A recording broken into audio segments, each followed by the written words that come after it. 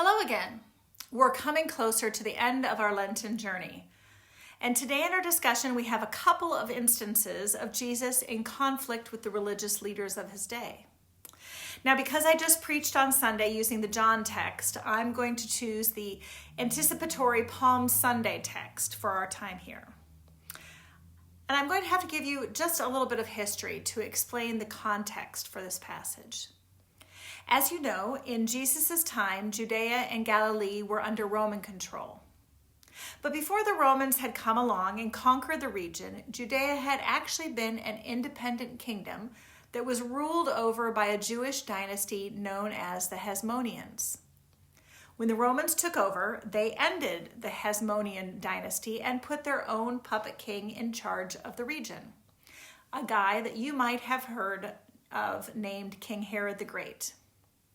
Now later, in some parts of the region, such as Galilee, those were passed on to King Herod's sons, while Rome took direct rule of other parts, such as Judea.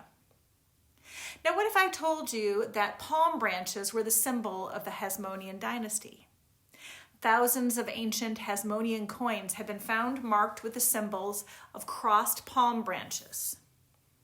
Do you think it was just a coincidence that the people cut down palm branches on that day, that they waved palm branches?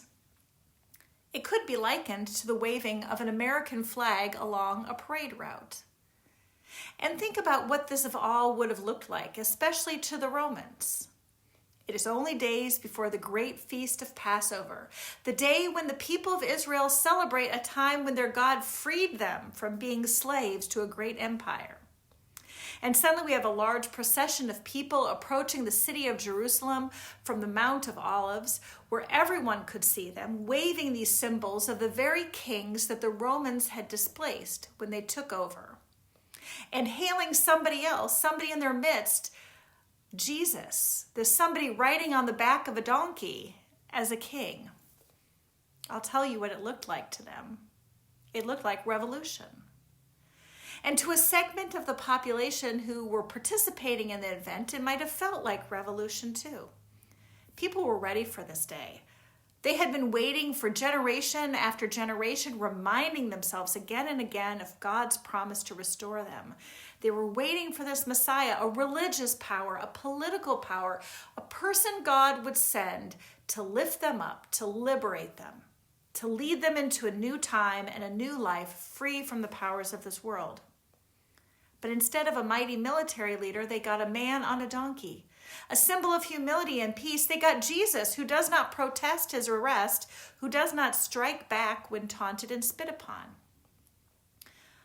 However, though he may not have actually acted like they might have anticipated, Jesus does not deny that there is indeed a deep need to hurt, a longing of God's people crying out along the roadside. In the Gospel of Luke, he includes Jesus' interactions with the Pharisees at this moment. The Pharisees come up to Jesus and tell him he needs to shut down this dangerous demonstration, to not rock the boat. And Jesus responds by saying, I tell you, if these stones were silent, the stones themselves would shout out. Basically saying there's no way to shut this down because you can't silence these hurting but hopeful people. Jesus then goes on to weep for Jerusalem, sorrowful that she does not know the things that make for peace. For the way to peace comes in this passage not from violent overthrow of one particular political party and then the imposition of another, nor does it come from a quiet acquiescence to a status quo that has at its foundation the pain and oppression of people. Instead, the way of peace comes only through Jesus' way, through following in the footsteps of the one who invites us into a stance of radical kindness and care for our neighbors, and by extension, God. How might this story impact how we see kindness as a way to powerfully enable change? What costs might there be for us? Enjoy your conversation.